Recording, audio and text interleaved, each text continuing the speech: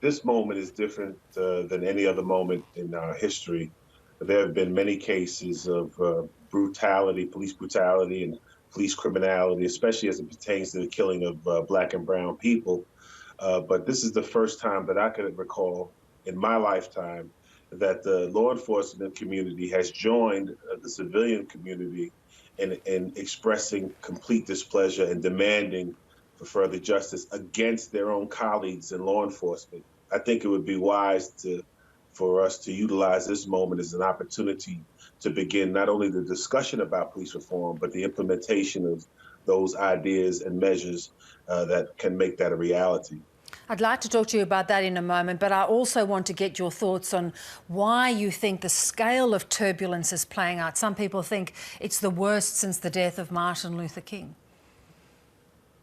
Yeah, there's a different protest culture here now. I think people are still operating under like a 1980s kind of mentality about protest demonstration. The reality is that now, in large part, there are extremist organizations, anarchist organizations, violent extremist organizations that have infiltrated many of these organizations and the demonstrations. They come with a different agenda, a different motivation, and they can cause a tremendous amount of chaos and sometimes violence and a lot of property destruction, because some of these extremist organizations are bent on civil war, and they'll use any methodology in order to achieve that goal. So you're not just seeing the ideas and actions of the quote unquote conventional protest organizations, but you're seeing a violent extremist organizations that infiltrate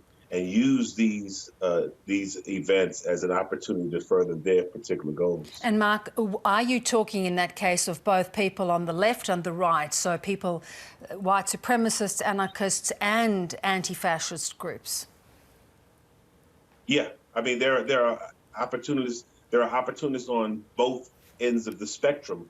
I think it's important to continue these discussions relating to that, and I think it's also important for the quote unquote conventional, and I hate to use that term, but quote unquote conventional organizers of these type of protests to reject the idea that the enemy of my enemy is my friend, and to instead call out those organizations, reject them from their events and their own organizations, and recognize and realize that many of these extremist organizations are there for chaos, to cause chaos. Many of them encourage, in their doctrine, they encourage and promote civil war and race wars.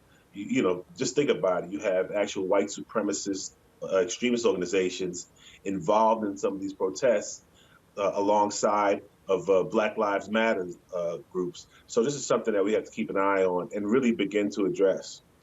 There is, of course, concern that there are white supremacists still deeply embedded in police forces around the United States, and of course that does differ from state to state. Do you believe that's the case?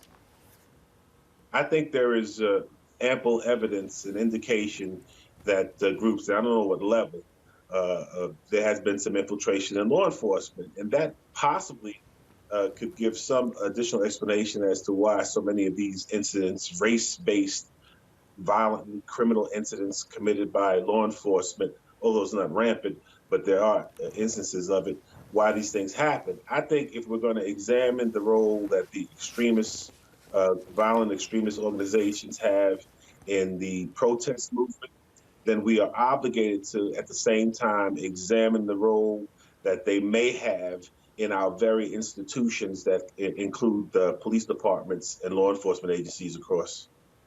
So this is something that we've looked at from afar that has happened repeatedly in the United States. A disproportionate number of black people killed at the hands of police officers. What is it going to take to reform police forces across the nation? What would really take a very strong discussion on race itself and the acknowledgement of the history and the legacy in the enslavement of African people here in the United States. And it's an uncomfortable conversation for some, but it's a necessary conversation for all. Until we get to the point where we can have discussions about our issues that surround and support race and racism, then we're just spinning our wheels. And there has to be a real commitment from government, not just lip service, not just the bending of a knee, although those things are helpful. But there has to be really some substantive movement towards an overall reform. Police reform is direly needed here in the United States. And how critical are effective charges? We heard the Minnesota police chief saying he believes the other 3 officers are complicit in the death of George Floyd. How will effective prosecution of these officers make a difference? Effective prosecution, more so than charges, will make a significant difference. But in the immediate, if I know many of the demands of the demonstration surround the arrest of the other 3 police officers, in the immediate, that would make significant difference in as far as quelling perhaps some of the anxiety from the quote-unquote conventional protest community. But I think people are much more sophisticated than they were. They understand that arrests are not adequate. There must be a successful, committed prosecution and ultimate conviction of criminal police officers. Marq, we hope things calm down very, very quickly in the States. Thank you so much for your time. Thank you, Bev.